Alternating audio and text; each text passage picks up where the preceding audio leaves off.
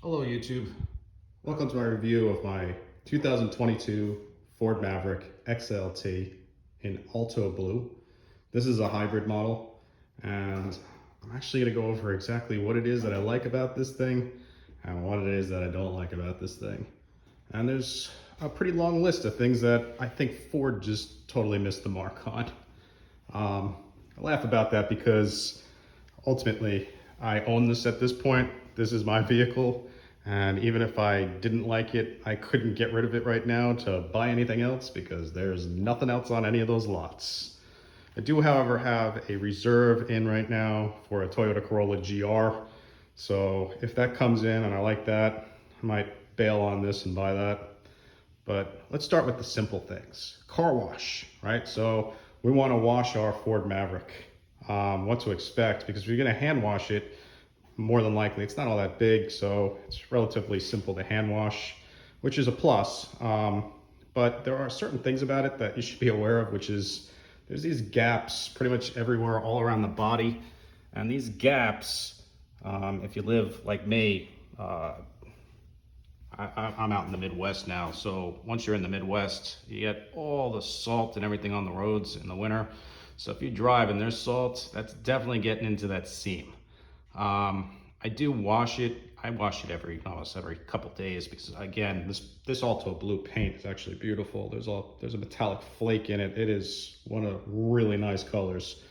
And the paint quality on this thing is actually pretty substantial. It's way better than a lot of other vehicles out there, especially at this price point.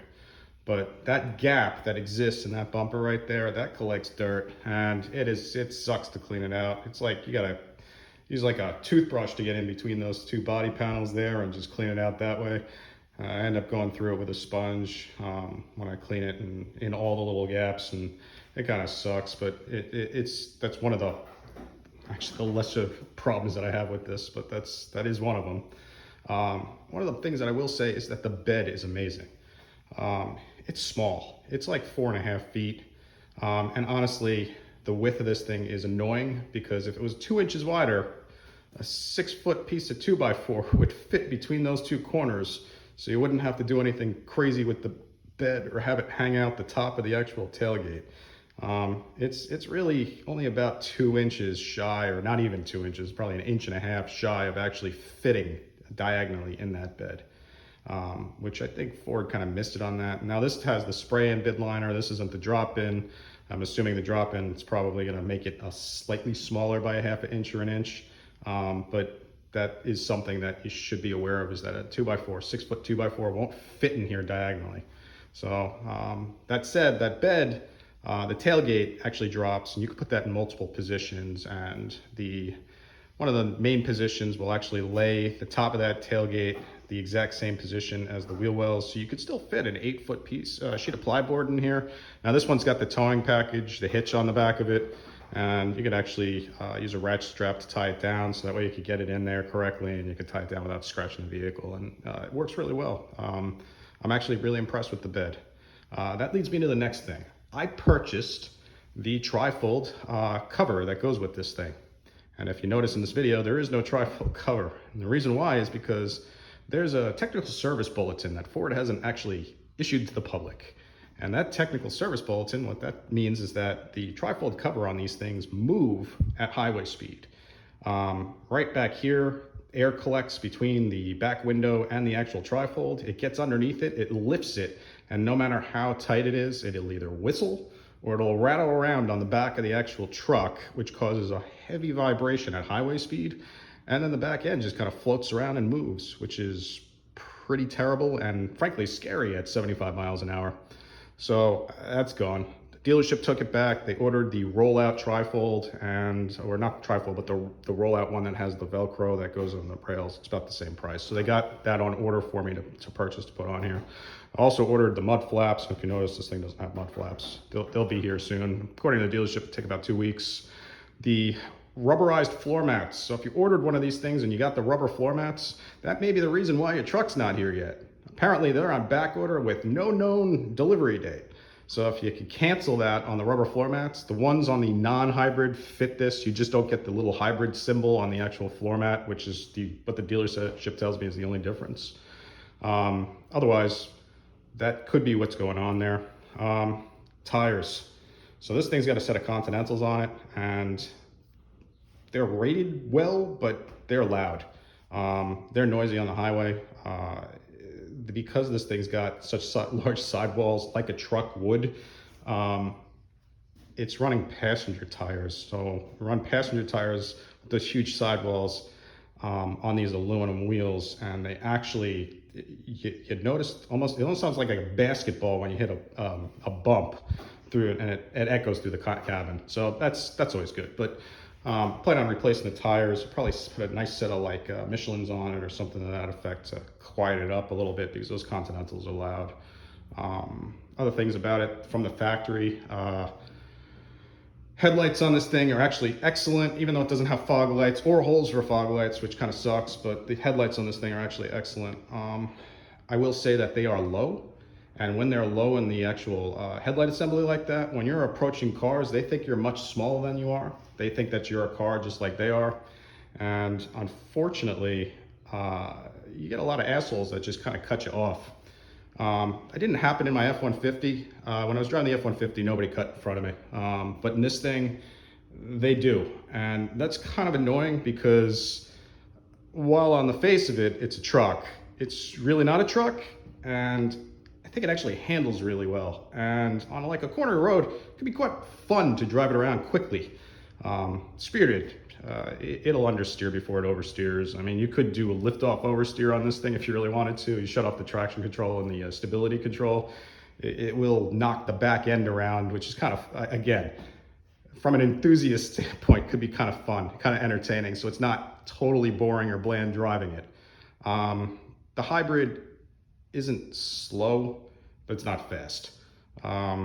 It's, I think 0 to 60 on this thing is like 7.6 seconds, which is, it's okay. It'll get up onto highways fine, with long enough on-ramps. Back in New York, there's no on-ramps. Driving this thing in New York would suck because of that. But then there's Priuses all over the place there, so it's definitely faster than a Prius. That said, let's talk about the highway. So the shape of this thing, it blows all over the damn place. It's not stable on the highway. You end up with a lot of like buffering noises if you have the windows open. So you're definitely going to want to get that sliding rear window. If you like to drive with the windows open, you need the sliding rear window. The one I actually ordered with the sliding rear window and the moonroof. This isn't the one I ordered. The dealership had one that somebody canceled on, that was the same color, had the same wheels, was still an XLT. And they're like, do you want this? Because yours isn't due for another year. And I said, yeah, I'll take it. And what I'm gonna do then is, rather than upcharging me for the vehicle price, they're gonna take the one that I ordered and just resell it, which I'm fine with. So that's what this is this is somebody else's order that they canceled that I ended up with. But that said, that back window, you really want to get that sliding glass if you like to drive around with the windows open. The other thing that I noticed is that on the highway, again, it's all over the damn place. It blows everywhere. If you pass a truck, there's suction between you and the truck because of the shape of this thing, and you gotta counter steer to go past vehicles. It's not really wide enough to fill in the truck ruts on the actual highways, so it sways back and forth, and it does have that lane keep assist crap, but that doesn't work. I hate that. That's the worst invention ever. It's probably designed for people that are lazy or that are on their cell phone while they're driving, because it literally tries to kill you. If you try to swerve around a pothole, it'll swerve you through the pothole into oncoming traffic. If somebody's over those double yellows, it'll swerve you into head-ons before it'll actually let you swerve around those people. It takes out the human element. So, I mean, really, I wouldn't recommend that option, that feature. I think it's a waste of money and frankly dangerous for the majority of driving. Mirrors. So those things are tiny mirrors. They're really small. For the length of this vehicle, those should have been a lot bigger. They cause a lot of blind spots. This does have blind spot monitoring, but the blind spot monitoring is crap too. I'll be honest, the vehicle, I know where the end of this vehicle is. So when I'm driving it, I know how far the back end of this vehicle is and where I need to be in order to pass somebody. The blind spot meter monitoring will add 15 feet to the length of this vehicle before I could pass somebody. And if not, it barks and blinks and annoys and beeps and chimes, and I shut it off. It's just, again, if you know how to drive a car, all this safety stuff is bullshit. It just doesn't work right. It's a gimmick, it's a waste of money, and in a lot of ways I think it's dangerous. So let's talk about the rest of the interior of this vehicle. So this one, I have the aftermarket, the optional back seat cover. I do have dogs. I have 3 of them. Sometimes I have to take them to the vet, so that requires me to put them in the back of this vehicle. That cover is fantastic. It works really well. It came with the clips, clip it to the back of the headrest. It turns into, I call it the dog cannoli. Basically, you get 3 dogs in a cannoli. But it keeps all the hair in there, and you know, it's easy to vacuum out. You can shake it out, you can hose it off. It's actually really good. That is not a Ford cover. I'll have to figure out what the thing is, the manufacturer that is, and I'll add that into the description so you guys can find it if you want. It wasn't all that expensive, but it's totally worth it if you have dogs. So let's talk about the rest of this interior. I really like the colors. I really like the funkiness of the inside of the interior. It's cheap, but the contrast of the colors actually makes it feel less cheap. I also really like the placement of the speakers. So the speakers are up on the C-pillar up here. That's in the back of the vehicle. In the front of the vehicle, they're in the doors. There's also ones on the actual top of the dashboard, the tweeters on the dashboard. And I think the stereo on this actually sounds really good. This is just the base radio. It's not the B&O. Honestly, for a cheap truck, it sounds fantastic. I think it sounds better than the F-150 I had with the Sync 3 and the subwoofer and everything else. And this doesn't have a subwoofer. And it's probably just because the cabin's a lot smaller, but it does sound really good. It really does. And if you're like me, where you're in your 40s, you probably don't need the B&O. I mean, you know, unless you're like some kind of audiophile, in which case then you're gonna be disappointed with any of these things. You're gonna want to put an aftermarket set of speakers and stuff in here anyway. So I wouldn't recommend the upcharge for the B&O if that's the only reason you're gonna buy the Lariat. I don't think it's worth it, but that's again up to you. The rest of this interior, I'm 6'2". That seat's in a 6'2" person position. I can't fit behind that seat. I know a lot of people do these reviews and they're like 5'4", and that's great and all, but when you're 5'4" and you sit behind that seat, then that seat's in the 5'4" position, and this looks huge. It's not. It's really small. It's probably just as small as a Corolla with more headroom. You do get headroom, so I can fit headwise in there, but you got to sit straight up, and I got no place to put my legs. It's not comfortable. I mean, for a short trip, drunk at a bar somewhere, I need a ride somewhere, perfect. If you're gonna go cross country, this isn't the vehicle to do that in, especially with friends. So let's talk about the interior quality. It's shit. Everything rattles. This thing's got 500 miles on it. All the doors rattle, door panels rattle, hit bumps, everything rattles in the dash. The doors rattle, speakers rattle, everything rattles. It's absolutely crap. My 85 Mustang that I owned, the panel gaps were like 6 miles away. It was painted, it looked like from the factory, it looked like it was painted by a roller. So Ford has come up in quality since 1985, but the interior, this thing's junk. It probably will wear okay, maybe. It's hard plastic. I mean, it really is. It's hard plastic. So it may wear okay, but I don't think so. I have a feeling it's gonna heat soak and crack. It's crap. And at this price point, people say, oh yeah, $25,000. Well, $25,000 is not cheap. You know, it might be cheap by car standards today, but it's not cheap. I mean, we have an increased labor cost to compensate that. So if you were making in 2003, 2004, you were making $60,000, and now you're making $160,000, then yeah, this is cheap. But if not, then it's not. And frankly, a lot of us, I don't think, are. So this is a primary vehicle for a lot of us. And, you know, I'll be honest, I bought it because it's cheap. I wanted something with a little bed to put stuff in on Home Depot weekends, and I wanted a cheap vehicle. My wife, she has a RAV4 hybrid. That's much nicer than this, but it's also 10 grand more expensive than this, or close to it. So the interior quality of this is terrible. And for the price point, again, Toyota Corolla is about the same price. You're not going to end up with that same rattly shit. So it's not even a question as to, well, you know, it's because it's cheap. No, you can go buy a Yaris and drive it for 300,000 miles and it won't rattle like this. So, you know, I'm disappointed with the interior quality. As far as the rest of the interior is concerned, the dash, the rest of the gauges, the gauge package, you know, it is what it is. I do like the tack gauge here. It's not really a tack. I'm sorry, I can't get that to focus, but there we go. So the tack gauge, if you're in the green, you're charging.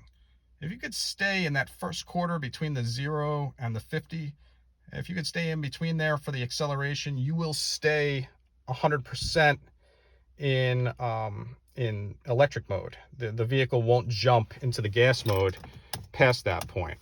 I mean, in that point, between that point and then back through the green, it'll stay in that same. Apparently, I can't turn the interior lights on and turn the vehicle on. Sorry about that. All right, so so if you stay between the 0 and that first quarter, you're in electric mode. The vehicle will actually accelerate in electric mode and stay in electric mode. The same is true if you're doing 45, 50 miles an hour around town. The vehicle will actually stay in between there, and you could get unreal fuel economy. I mean, I know you're looking at that right now and going 1 mile per gallon. That's terrible, and it is because I backed it into the garage. It sees it as miles per gallon because the engine was running, because the air conditioning's on in this thing. As far as what I'm getting, I get 43, 44 miles per gallon. It's really, you know, it is what it is. You know, it's good. I think the fuel economy is phenomenal. I think that Ford knocked it out of the park with the fuel economy. There are other things about this that I absolutely don't like. But you know, that's not one of them. The fuel economy in this thing's phenomenal. And actually the cost of gas right now, $4.29 a gallon. You know, it's about, I'd say it's about $62, $63 to fill it, which is, I guess, still expensive, but pretty good. All things considered, it's pretty good.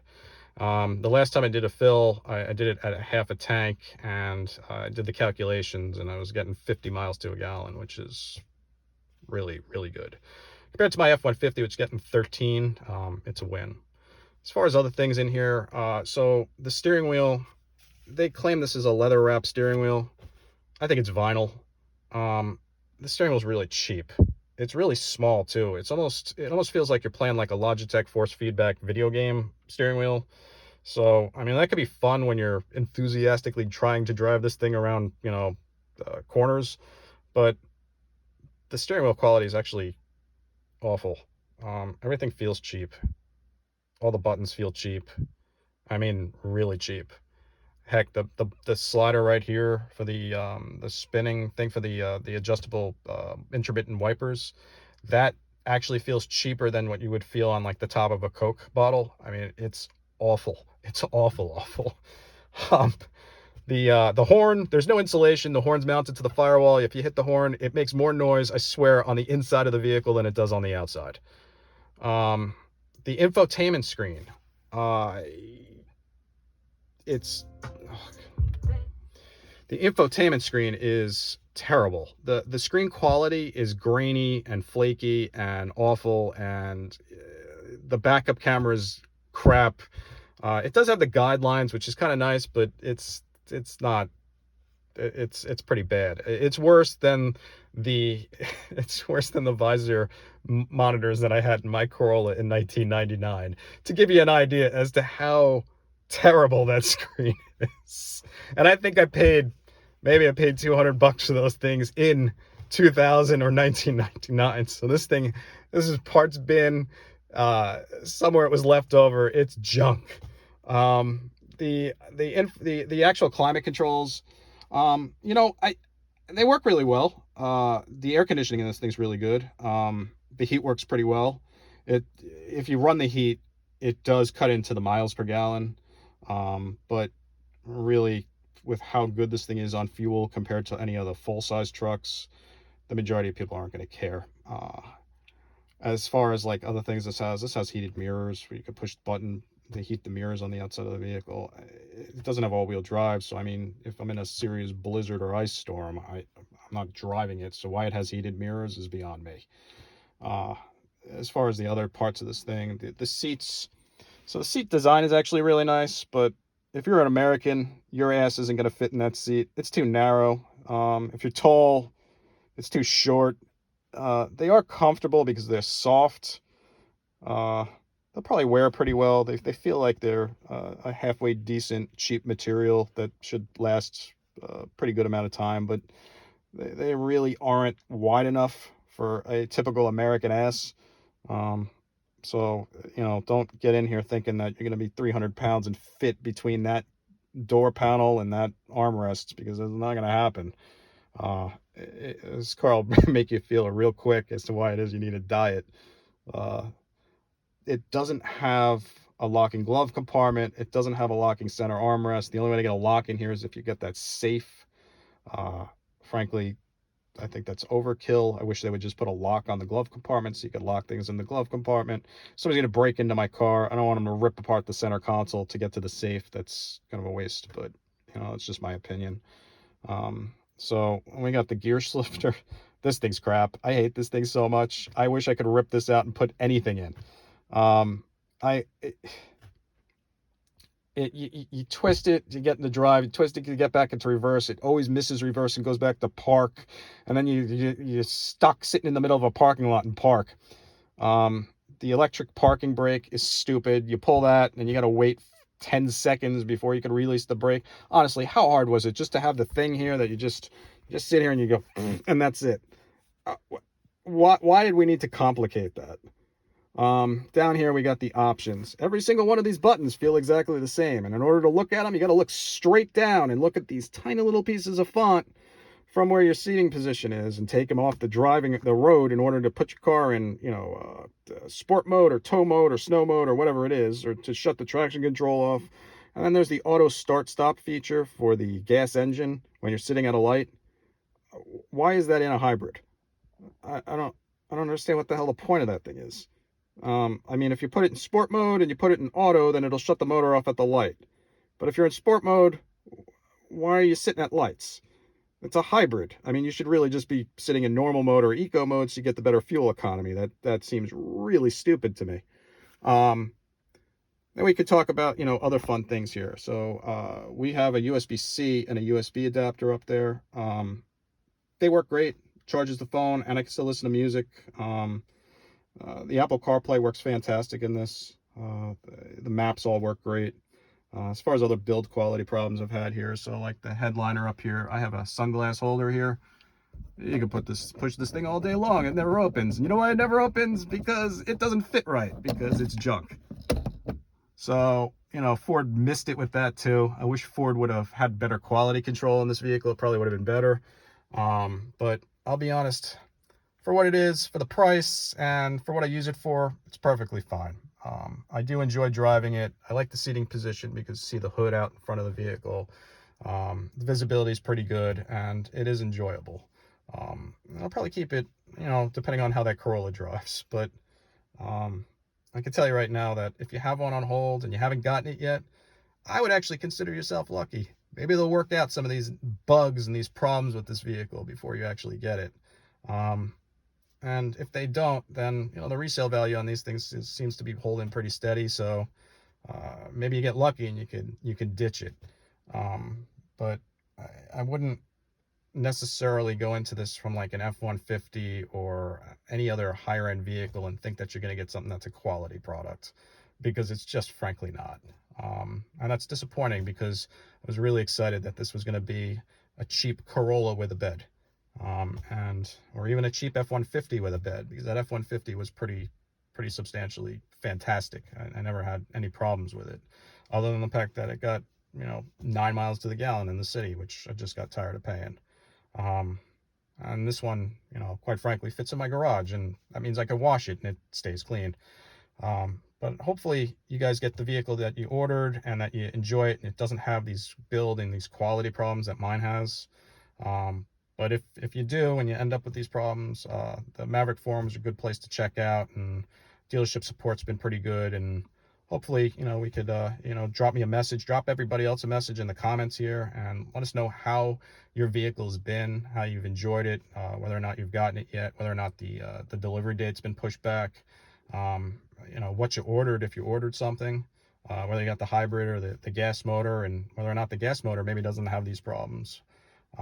That would be really nice to hear from other Maverick owners to see if you guys actually have those issues. At any rate, this is my first review. I plan on doing another one because I'm going to actually brown butter these doors, or put some kind of sound deadening in them and then reseal them, so that way I could get rid of the rattles on the inside of this thing to see if it makes it nicer to drive. Presumably it will, but I plan on putting a video up on that to show how to do that properly, so that way we can put the sound deadening in. I'm also going to do the video on how to replace all the door speakers, as well as the speakers in the C-pillar in the back. And hopefully, I could keep up with you guys. If you got questions, any concerns, I may even try to tackle that screen and replace that with a nicer screen from another vehicle. So Ford makes other vehicles with 8-inch touchscreens.